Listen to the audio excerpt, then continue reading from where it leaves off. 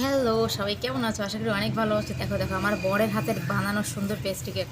অনেকে বলে যে এত পেস্ট্রির দোকান দোকান তুমি এত পেস্ট্রি কেন খাও না, এত কেক কেন খাও না, খেতে ইচ্ছা করে না। তাই নিজেদের থাকলে যাওয়া হয়, বাট হয়েছে কি, যখন বাংলাদেশে ছিলাম এত বেশি কেক খেতাম, আমার শাশুড়িমা বলতো কি, যখন এখানে আসবি তখন তুই খেতে ভালো লাগবে না, দেখিস। এখন ব্যাপারটা সেরকম হয়ে গেছে।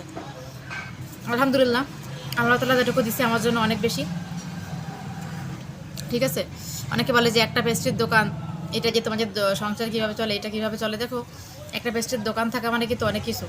এখানে আমাদের একটা দোকান, তিনটে কারখানা। আমি ভিডিওতে দেখিয়েছি, যারা যারা এখনই আমার ইউটিউবের ভিডিও থেকে দেখবে। আমাদের দোকানে